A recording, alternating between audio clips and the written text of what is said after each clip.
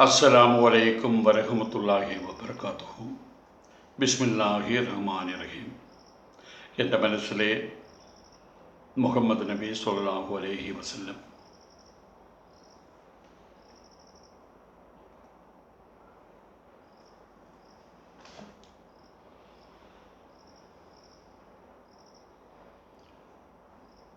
നബി തിരുമേനിയുടെ ജ്വരം, അദ്ദേഹത്തിന് വന്നുകൂടിയ രോഗം,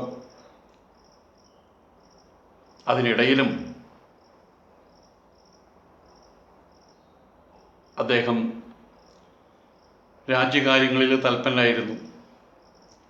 ഉസാമയുടെ നേതൃത്വം അംഗീകരിക്കാൻ വേണ്ടിയിട്ട് അദ്ദേഹം എല്ലാവരോടും ആഹ്വാനം ചെയ്തു. ഇതിനിടയിൽ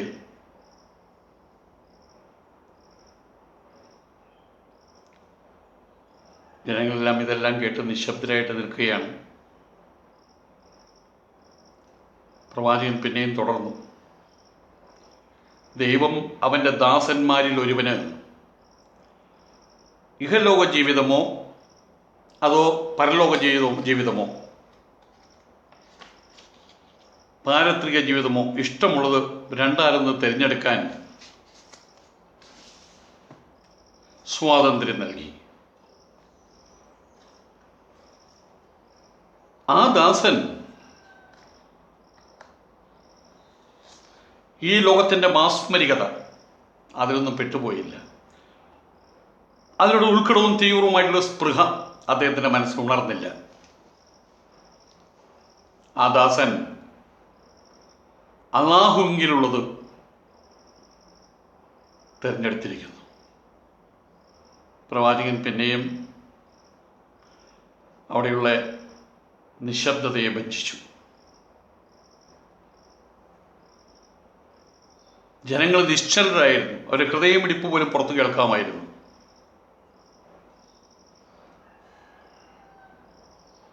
അവസാനം പറഞ്ഞ വാക്യത്തിൻ്റെ താല്പര്യം ചെന്ന് നിൽക്കുന്നത് പ്രവാചകനിൽ തന്നെയാണെന്ന് അബൂബക്കറിന് മനസ്സിലായി.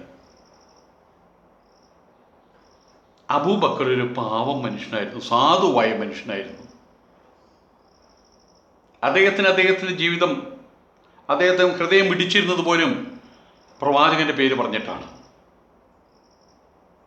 പ്രവാചകനെ അതിരറ്റ് സ്നേഹിച്ചിരുന്ന അബൂബക്കറിന് ഇത് കേട്ടപ്പോൾ കണ്ണീരടക്കി നിർത്താൻ കഴിഞ്ഞില്ല. അദ്ദേഹം തേങ്ങിക്കരയാൻ തുടങ്ങി. അദ്ദേഹം തേങ്ങിക്കരഞ്ഞുകൊണ്ട് പറഞ്ഞു, തിരുമേനി, തിരുദൂതരെ, അങ്ങയ്ക്ക് പകരം ഞങ്ങളുടെ ജീവനും മക്കളുടെ ജീവനും ബലിയർപ്പിക്കാൻ ഞങ്ങൾ സന്നദ്ധരാണ്. അബൂബക്കർ വിലപിച്ചുകൊണ്ട് ഇത്രയും പറഞ്ഞ സമയത്ത് അദ്ദേഹത്തിൻ്റെ ദുഃഖവും വിലാപവും മറ്റുള്ളവരിലേക്കും സംക്രമിച്ചേക്കും എന്ന് തിരുമേനിക്ക് തോന്നി. അബൂബക്കർ നേരെ ആംഗ്യം കാണിച്ചിട്ട് പറഞ്ഞു, ശക്തനായിരിക്കൂ അബൂബക്കർ, ഇങ്ങനെ വിലപിക്കാതിരിക്കൂ അബൂബക്കർ. പിന്നീട് അബൂബക്കറിൻ്റേതൊഴികെ പള്ളിയിലേക്കുള്ള എല്ലാ കവാടങ്ങളും അടയ്ക്കാൻ തിരുമേനി ആവശ്യപ്പെട്ടു. വാതിലുകളൊക്കെ സാക്ഷിയിട്ടു, അടച്ചു.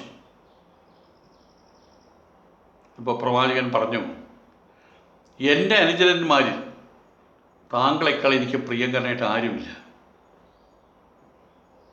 ഞാൻ ആരെയെങ്കിലും ആത്മമിത്രമായിട്ട്, ഏറ്റവും അടുത്ത ആത്മമിത്രമായിട്ട് സ്വീകരിക്കുകയാണെങ്കിൽ അത് താങ്കളായിരിക്കും, അബൂബക്കറായിരിക്കും.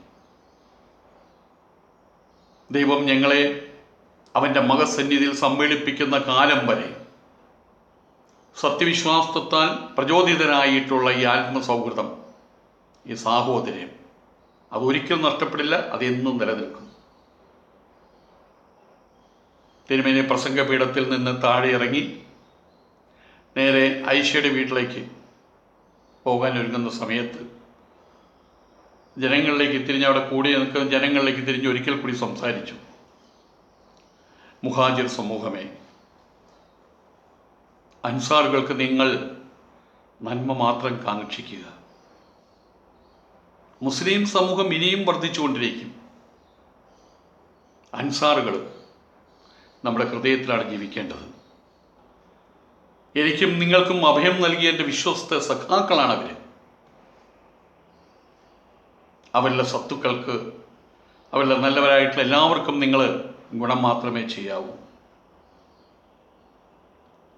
അവരിൽ ന്യൂനതയുള്ളവരുണ്ടാകാം, അവരെയും ദ്രോഹിക്കരുത്. അവരോട് നിങ്ങൾ വിട്ടുവീഴ്ച ചെയ്യുക. ഇത്രയും പറഞ്ഞുകൊണ്ട് നബി തിരുമേനി ഐഷയുടെ വീട്ടിലേക്ക് പ്രവേശിച്ചു.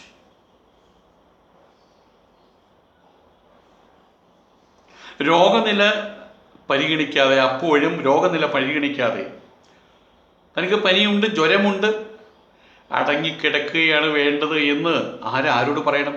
നബി തിരുമേനിയോട് പറയണം. വേറെ ആരും പറയാനില്ല. അദ്ദേഹം അത് പറഞ്ഞില്ല. അദ്ദേഹത്തിൻ്റെ മനസ്സിൽ തൻ്റെ ദൗത്യം, തൻ്റെ നിയോഗം അത് മാത്രമാണ് കുടികൊണ്ടിരുന്നത്. ആയതുകൊണ്ട് തന്നെ രോഗനില പരിഗണിക്കാതെ പള്ളിയിൽ ചെന്ന് പ്രസംഗിച്ചു.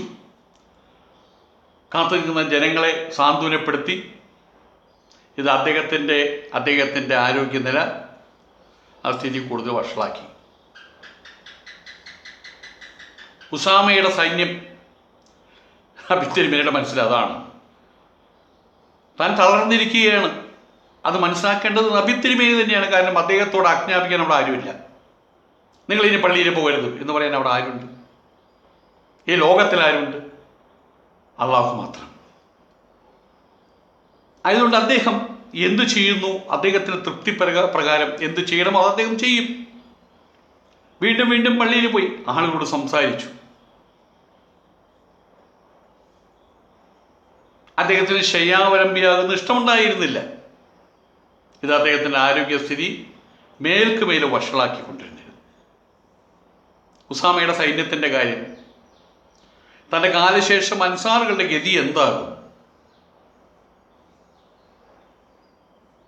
പുതിയ മതം ശക്തമാക്കിയ, പാശങ്ങളാൽ ദൃഢബന്ധമാക്കിയ അറേബ്യൻ സമൂഹത്തിൻ്റെ ഭാവി എന്താകും തുടങ്ങിയ പ്രശ്നങ്ങളാണ് പ്രവാചകന്റെ മനസ്സിൽ. അതൊക്കെയാണ് പറയുന്നതും കൈകാര്യം ചെയ്യുന്നതും എപ്പോഴും. പാടില്ലാത്ത കാര്യം. ഈ സാഹചര്യത്തിൽ ജ്വരബാധിതനായിട്ടുള്ള ഒരു രോഗിയെ സംബന്ധിച്ചിടത്തോളം ഇതിനേക്കാൾ ക്ഷീണിപ്പിക്കുന്ന വേറെന്ത് കാര്യമാണുള്ളത്? മനസ്സും ക്ഷീണിക്കുന്നു, അസാമാന്യമായിട്ട് ചിന്തകൾ, മനസ്സിൽ ആശയങ്ങൾ മാറി മാറി മറയുന്നു. പള്ളിയിലേക്കുള്ള പോക്കും പ്രസംഗങ്ങളും ആന്തരികമായിട്ടും ബാഹ്യമായിട്ടും അദ്ദേഹം തളർന്നുകൊണ്ടിരിക്കുകയാണ്. പിറ്റേന്ന് പ്രഭാതത്തിൽ വീണ്ടും പതിവ് പോലെ ജനങ്ങൾക്ക് നേതൃത്വം നൽകാനായിട്ട് പുറപ്പെടാൻ തുനിഞ്ഞ് അദ്ദേഹത്തിന് അത് സാധ്യമാവാതെ വന്നു. അങ്ങനെ വന്നതിൽ അത്ഭുതമില്ലല്ലോ. അതുകൊണ്ട് തന്നെ ഇന്ന് ഞാൻ വരുന്നില്ല, അൽഹംദുലില്ലാ. അങ്ങനെ ഒരു തീരുമാനം നബി തിരുമേനി അവസാനം എടുത്തു. പ്രാർത്ഥന നടക്കണമല്ലോ. തനിക്ക് പകരം അബൂബക്കറിനെ നിയോഗിച്ചു. അബൂബക്കറിനെ വിളിച്ച് പ്രാർത്ഥനയ്ക്ക് നേതൃത്വം നൽകുന്നതിനിടെ അദ്ദേഹം ആവശ്യപ്പെട്ടു. പ്രാർത്ഥന പ്രവാചകൻ തന്നെ നടത്തട്ടെ, നയിക്കട്ടെ എന്നായിരുന്നു ഐഷയുടെ ആഗ്രഹം. അതുവഴി പ്രവാചകന്റെ ആരോഗ്യസ്ഥിതി അത്രയണ്ട് മോശമല്ല, അക്കാര്യം പ്രകടമാവുമല്ലോ എന്നാണ് ഐഷ കരുതിയത്. അബൂബക്കറിന്റെ ശബ്ദം ദുർബലമാണ്. ലോലഹൃദയനായിട്ടുള്ള അദ്ദേഹം ഖുർആൻ ഓതുമ്പോൾ ഉറപ്പാണ് കരഞ്ഞു പോകും. പ്രത്യേകിച്ച് ഈ സാഹചര്യത്തിൽ അദ്ദേഹം പൊട്ടിക്കരയും. ഐഷ പറഞ്ഞ സത്യമാണ്. ജനങ്ങളെയുമായിട്ട് അബൂബക്കർ തന്നെ നമസ്കരിക്കട്ടെ, ഇതായിരുന്നു അതിനുള്ള മറുപടി. പ്രവാചകന്റെ മറുപടി ഇത് തന്നെയായിരുന്നു. ഐഷ വീണ്ടും പറഞ്ഞു, പഴയപടി വാക്കുകൾ ആവർത്തിച്ചു. അങ്ങ് തന്നെ പോണം, ജനങ്ങൾ നിരാശരാകും. അങ്ങയുടെ സാന്നിധ്യം അവിടെ ഇല്ലെങ്കിൽ അങ്ങയുടെ രോഗം മൂർച്ഛിച്ചു കൊണ്ടിരിക്കുകയാണ് വീണ്ടും വീണ്ടും എന്നവർ കരുതും. അബൂബക്കറിന് ഇത്തരണത്തിൽ അവിടെ പോയിട്ട് പ്രസംഗിക്കാനാവില്ല. അദ്ദേഹം പൊട്ടിക്കരയും. ഖുർആൻ ഓതാൻ അദ്ദേഹത്തിന് കഴിയില്ല. പാതി വഴിക്ക് വെച്ച് അദ്ദേഹം മൂകനായിട്ട് മാറും. അതുകൊണ്ട് അങ്ങ് തന്നെ പോണം. ഈ സമയത്ത് പ്രവാചകൻ ശബ്ദമുയർത്തി പറഞ്ഞു, പ്രവാചകനായിട്ടുള്ള യൂസഫിനെ വിൽക്കാൻ തുനിഞ്ഞ് തന്ത്രശാലികളായിട്ടുള്ള സ്ത്രീകളാണല്ലോ നിങ്ങൾ. അബൂബക്കറിനോട് നിങ്ങൾ പോയിട്ട് പറയുക, അദ്ദേഹം തന്നെ ഇന്ന് ജനങ്ങൾക്ക് നേതൃത്വം നൽകട്ടെ. ഏതായാലും പ്രവാചകന്റെ കൽപ്പന പ്രകാരം അന്ന് അബൂബക്കർ തന്നെ പ്രാർത്ഥനയ്ക്ക് നേതൃത്വം നൽകി. ഒരു ദിവസം ബിലാൽ ബാങ്ക് വിളിച്ച സമയത്ത് അബൂബക്കർ അവിടെ സന്നിഹിതനായിരുന്നില്ല. ആ സ്ഥാനത്ത് ഉമറിനോട് നിൽക്കാൻ ആവശ്യപ്പെട്ടു. ഉമർ ശബ്ദഗാംഭീര്യമുള്ള ഒരാളായിരുന്നു. ഉമർ നമസ്കാരത്തിന്റെ തക്ബീർ ചൊല്ലിയ സമയത്ത് ആയിഷയുടെ വീട്ടിൽ കിടക്കുകയായിരുന്നു പ്രവാചകൻ. അത് കേട്ടു അദ്ദേഹം. പ്രവാചകൻ ചോദിച്ചു, അബൂബക്കർ എവിടെ പോയി? അള്ളാഹുവും മുസ്ലിങ്ങളും അബൂബക്കറിനെ ഒഴിവാക്കിക്കൊണ്ടുള്ള ഈ നടപടി അംഗീകരിക്കില്ല. അള്ളാഹു അംഗീകരിക്കില്ല, മുസ്ലിങ്ങൾ അംഗീകരിക്കില്ല. അബൂബക്കർ എവിടെ പോയി? പ്രവാചകൻ തൻ്റെ പിൻഗാമിയായിട്ട് അബൂബക്കറിനെ നിശ്ചയിച്ചിരിക്കുകയാണ് എന്ന് ഇതിൽ നിന്ന് മുസ്ലിങ്ങളെല്ലാം മനസ്സിലാക്കി കഴിഞ്ഞിരുന്നു. കാരണം പ്രവാചകന്റെ സ്ഥാനത്ത് നിൽക്കുന്നതിൻ്റെ പ്രഥമ ലക്ഷണം ജനങ്ങൾക്ക് നമസ്കാരത്തിന് നേതൃത്വം നൽകുക എന്നുള്ളതാണ്. അതിനായിട്ടാണ് അബൂബക്കറിനെ നിയോഗിച്ചത്, വേറെ ആരും നിയോഗിച്ചിട്ടില്ല. ആയതുകൊണ്ട് ഈ രോഗം മൂർച്ഛിച്ച് താൻ മരണത്തിന് കീഴടങ്ങുകയാണെങ്കിൽ തനിക്ക് ശേഷം ആര് എന്നുള്ളൊരു സൂചന നൽകുകയായിരുന്നു അദ്ദേഹം. അബൂബക്കർ, എനിക്ക് പകരം അബൂബക്കർ അവിടെ ജനങ്ങൾക്ക് നമസ്കാരത്തിന് നേതൃത്വം നൽകട്ടെ എന്ന് പറഞ്ഞുകൊണ്ട്. പിന്നീട് അത് തന്നെയാണ് സംഭവിച്ചത്. പ്രവാചകൻ ഇഹലോകവാസം വെടിഞ്ഞ സമയത്ത് ഖലീഫയായിട്ട് വന്നത് അബൂബക്കർ തന്നെയായിരുന്നു. ഓരോ ദിവസം കൂടുന്തോറും പ്രവാചകന്റെ രോഗവും പീഡയും വർദ്ധിച്ചു വരിക തന്നെയാണ്. പനിയാണ് പ്രധാന പ്രശ്നം. പനി ശക്തിപ്പെടുന്നു. അതിശക്തമായിട്ടുള്ള പനി, അതിൻ്റെ ചൂട് അദ്ദേഹം പുതച്ച വസ്ത്രത്തിൻ്റെ മുകളിൽ ഇവർ പരിചരിച്ചുകൊണ്ടിരിക്കുന്ന സ്ത്രീകൾക്കത് മനസ്സിലായി. ആ പുതപ്പിൻ്റെ മുകളിൽ ആ ചൂട് വന്ന് കയറിയിരുന്നു. അദ്ദേഹത്തിൻ്റെ മോള് ഫാത്തിമ മോള്, ആ കുട്ടി മാത്രമേ ഇനി ബാക്കിയുള്ളൂ. എല്ലാ ദിവസവും അവിടെ വന്ന് പ്രവാചകനെ കാണും. അവൾ മാത്രമാണ് അവശേഷിച്ചിട്ടുള്ള ഏകപുത്രി. ഒരു മനുഷ്യനുണ്ടാകുന്ന അഗാധമായിട്ടുള്ള വാത്സല്യം. ബാക്കി എല്ലാ കുട്ടികളും മരിച്ചു. ഇനി ഫാത്തിമ മോള് മാത്രമേ ഉള്ളൂ. ആയതുകൊണ്ട് തന്നെ അവൾ വരുന്ന സമയത്ത് അവളുടെ സ്നേഹം മാത്രമല്ല, ബഹുമാനം കൂടി.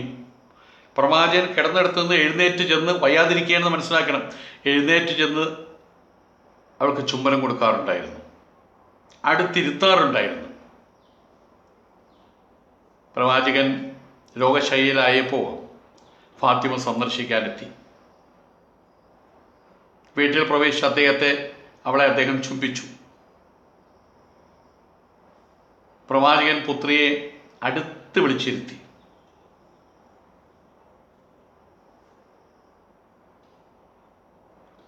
അവളെ സ്വാഗതം ചെയ്ത ശേഷം ചെവിയിൽ എന്തോ രഹസ്യം പറഞ്ഞു. ഫാത്തിമയുടെ ചെവിയിൽ, ആരും കേൾക്കാതെ.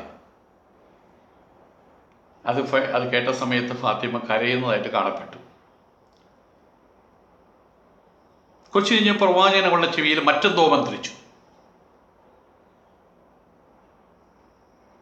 അത് കേട്ടപ്പോൾ അവളുടെ മുഖത്തിൽ മന്ദസ്മിതം വിടർന്നു.